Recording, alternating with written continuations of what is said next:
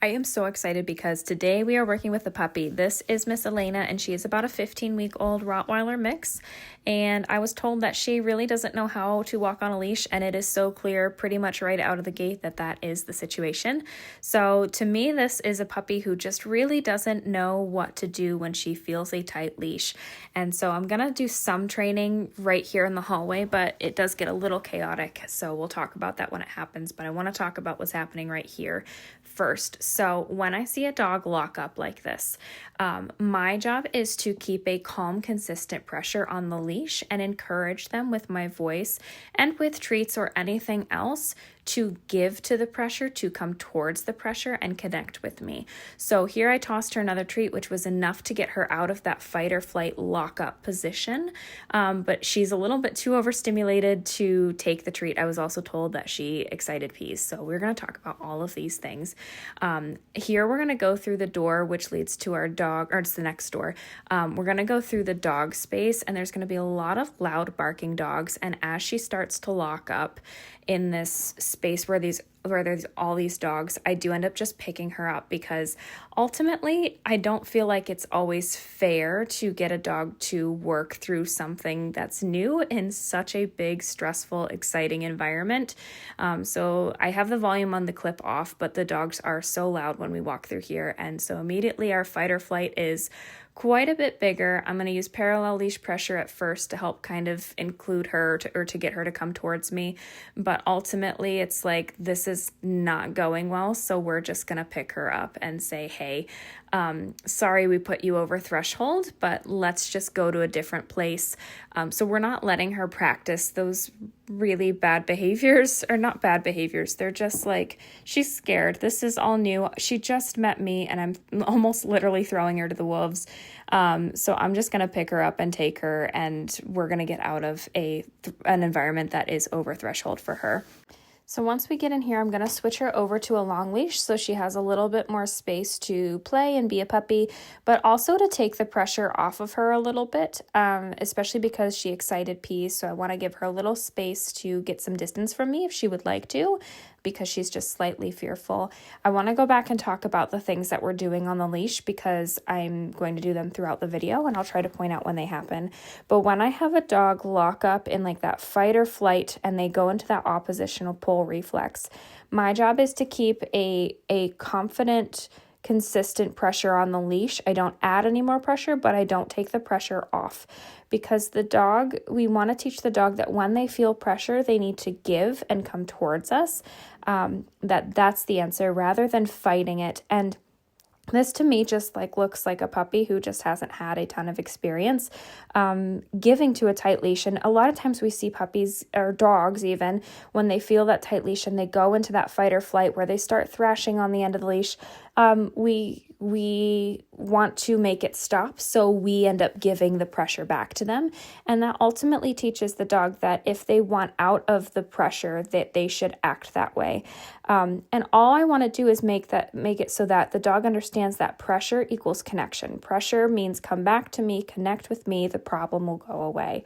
And that pressure is actually guidance. It's not meant to instill fight or flight or anything like that. And that it's actually just an extension of me. So as we go through this, the other thing you're going to notice is that I'm giving parallel leash pressure a lot of the time. And a long line will help kind of diffuse some of that tension too, because she's not going to be pulling it tight all the time like she was with the short leash. With the short leash, she was at the end of it almost immediately, any direction she went. And she's not that confident on a leash. So I just kind of want her to get used to the sensation of having a leash on and letting it kind of drag around and getting her feet caught up in it, so that it's not that big of a deal, and it's actually kind of fun to be on a leash, and we go for all these walks. Now here the leash just kind of went a little tight, and so I stopped. It was wrapped around her back foot, and I'm going to turn the fan off to make it just a little bit less overstimulating for her, which I think she appreciates. But I just stopped and I encouraged her to come towards me, and she did. Here again, I'm backing up, encouraging her to come towards me, showing her that when she's nervous, when she's scared, when she's not sure what to do, hey, here's an invitation to come towards me. I'm going to give a little bit of parallel leash pressure so the leash is parallel to the ground. and then just encourage her to come along, and then following it up with a reward. She's treat motivated, so we're going to use treats, we're going to use praise, and probably a little bit of touch as well.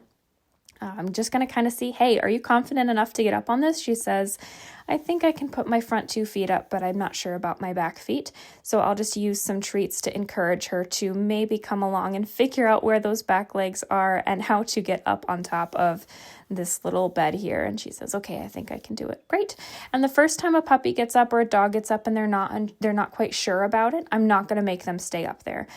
Here we're going to add some pressure because she got to the end of the leash. I'm going to bring it down parallel to the ground, and I'm going to hold and encourage her.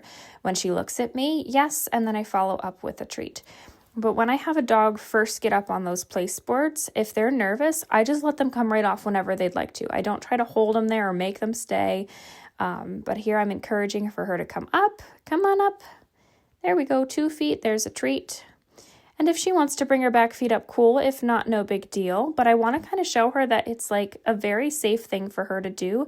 And there's no trick that I'm going to hold her up there. I think a lot of the times when our puppies or dogs are nervous and they get up on top of something or they do the sit finally, we want to hold them in that position. And it's so important to teach the dog that, like, this isn't a trap. This isn't a trick. This is me asking you to trust me to get up on top of this thing. And I'm not going to ask you to get up on top of something if it's not safe. And I'm going to also be your spotter. So I'm not going to let you fall off of it. I'm not going to let you do something dangerous. You're not going to fall. I'm going to be there to catch you. So it can create a lot of trust with our dogs to have them get up on top of things and learn to trust that process. And treats are a great thing in this kind of process. So here I'm going to say, I'm not going to treat you when you put 2 feet up. I'm going to treat you when you put all 4 feet up because I've seen you do this. And she says, okay, I'll go up for a treat with all 4 of my feet. So this is, just starting to teach her what it's like to walk on a leash, and that really I want her to pay attention to my space most of all. So I'm going to just kind of see if she has any obedience. There's a sit. I'm going to test to see if she has a down. I'm not going to try too hard, but I just kind of want to see if the staff or someone else maybe had worked with her to get a down. She really wants to be on my lap and on top of me. And that tends to be the case with a lot of nervous dogs. They just want to share your space. And so all I did there was just kind of push on the leash to ask her to back up and hold her own space. And I didn't want to keep fighting her on that. So I just brought out the treats and said, hey, why don't you work on this? A lot of puppies will be super responsive to you being proactive. Instead, whenever we have a puppy who's going after something and I want to be on your lap, I want to be on your lap.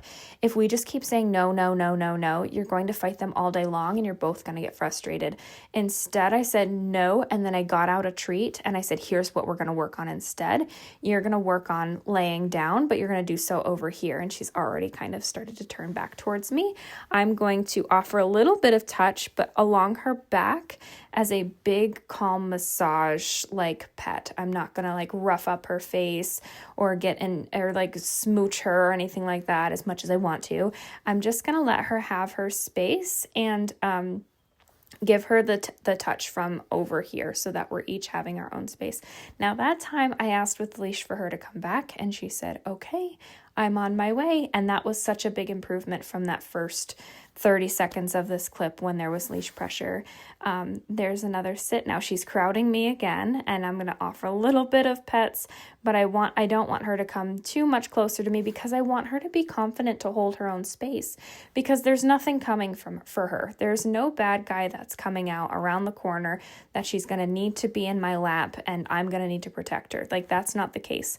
This is a perfectly safe space for her to hold her own space and to be a dog and to do a calm, confident sit and then a calm, confident down. And so after she did that one, we're going to go back to something she's good at. We're going to go back over to the place. I'm going to pet her a couple times and let's move on. Let's go back to working on some leash work.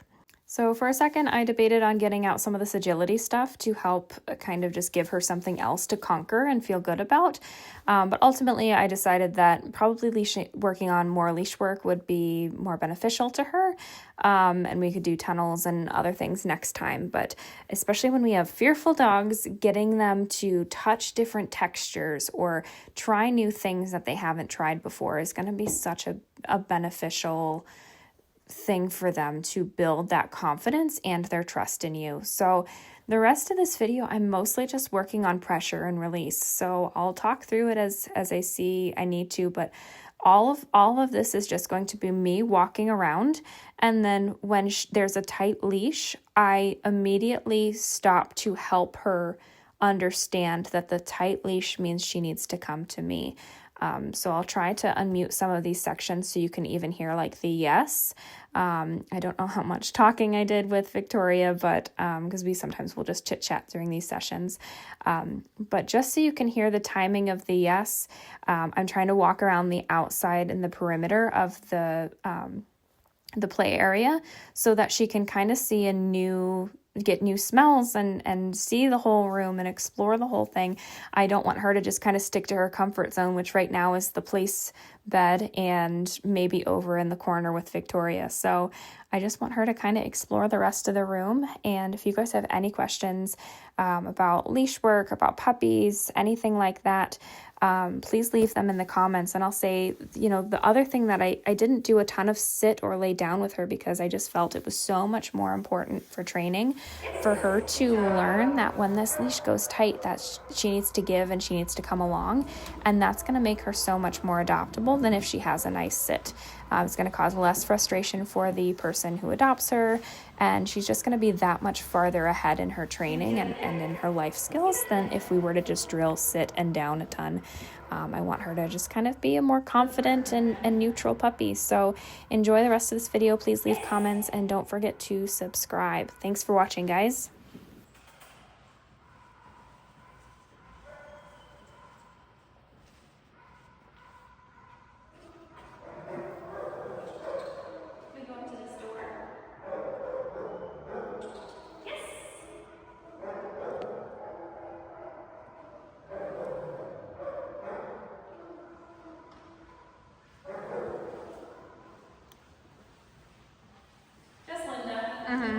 Looking and seeing what's going on.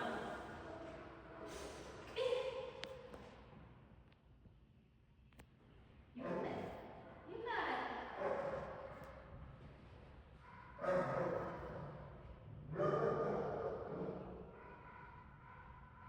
Yes. Yes. There you go. There you go.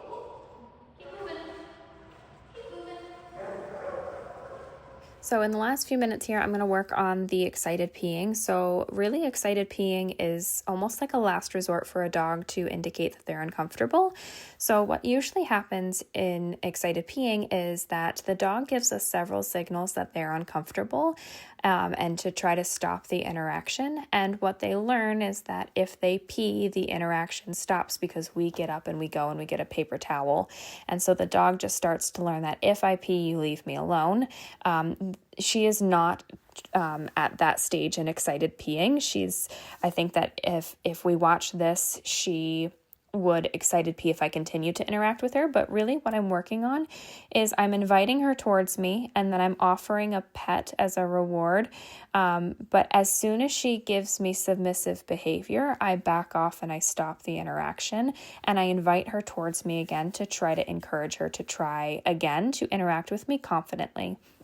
This way, she doesn't go through the low body language, the low tail wag, the sit, the ears back, all of those signals, and then nervous pees. She gives me basically her body gets low and then I stop the interaction. I invite her in again. Now I think right about here she's starting to get a little too confused about what I want because I think she does appreciate the pets and the attention, but her pant is looking a little bit stressed. And then here, or really soon here, she lays down, and I think she lays down out of like frustration, that she's like, I'm not sure what you want.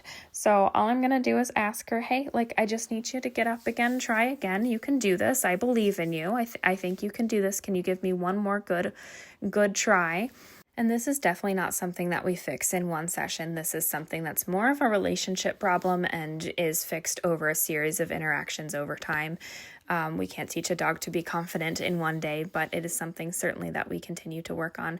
I think she's biting the leash here again out of frustration, and she would like a different activity than the one we're working on. There I was able to get in a very quick pet without her shrinking, so we are going to end on that note. Sessions with puppies should really be quite quick, so we're just going to take her back and I'm going to walk her through again so we don't have to worry about all those dogs barking at her. But if you have any other questions, please pop them in the comments, and thanks again for watching.